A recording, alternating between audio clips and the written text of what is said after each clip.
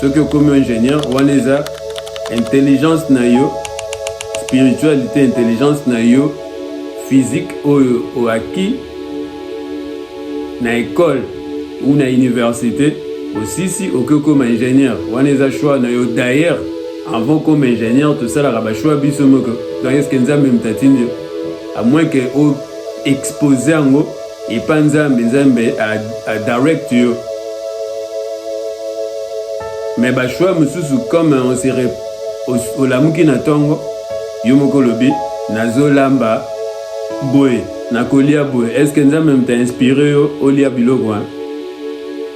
Dans ma kamsu na vie biso moko mtozwaka ba décision eza nzambe te o ezali charnel nazobela côté flèche na yo mtozwaka ba décision mususu eza nzambe te. Amen. Ba décision belé oko réaliser oyo pe simba na monte mingi eza flèche na yo. Ba projet belé oyo simba pété eza flèche na yo parce que o associé nzambe te oyo azali papa na yo, oyo azali créateur na yo. O associé était peut-être oyo ko associé après.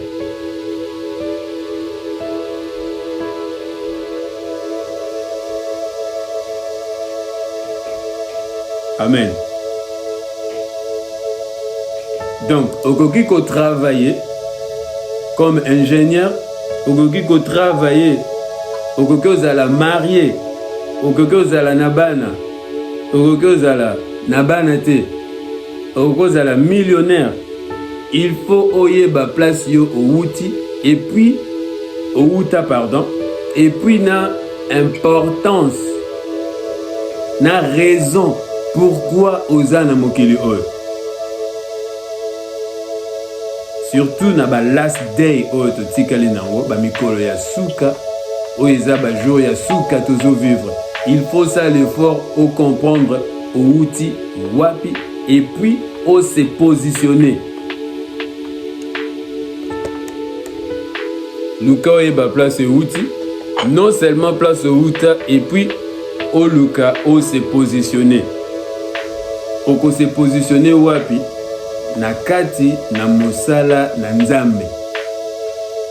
Ndenge nalobaki samedi na salle nzambe akotuna mukolo na suka na tindaki na mokili osalaki nini okoyebisa nzambe non nazalaki care worker abiso okay eza malamu eza mabete nasalaki care worker nzambe oyebiso non nga na tindaki care worker te.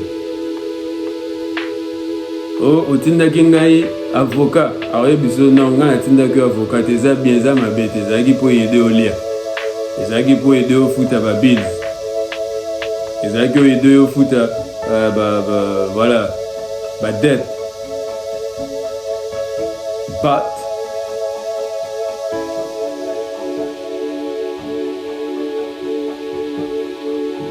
nzambe aza na purpose oyo a créé être humain.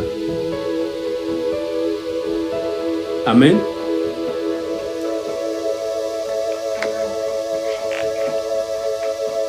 Tout le monde a une question à poser.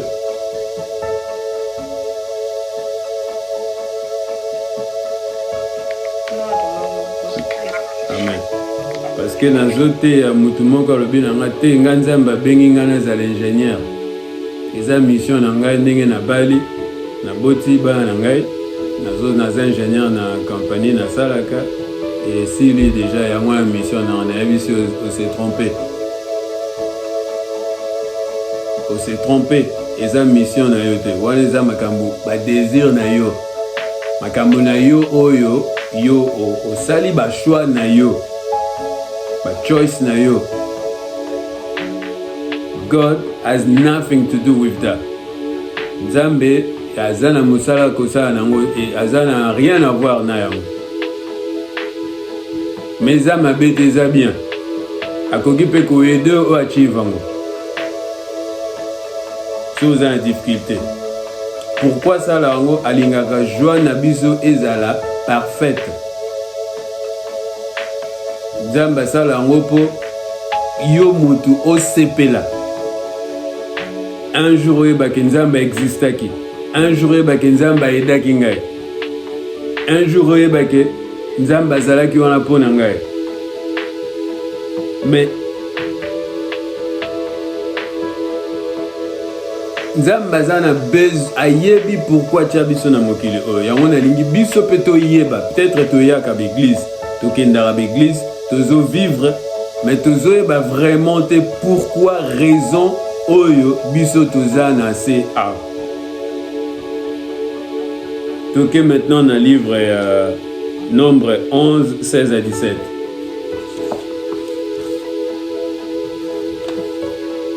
Number 11.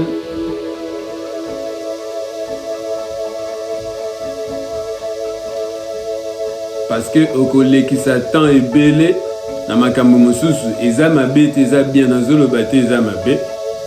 Mabe eza bien. Mais ce que ça na connaissance te eza très dangereux.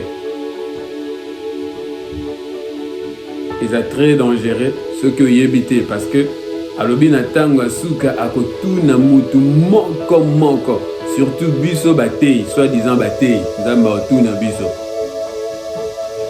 prêchaki boteyaki nini.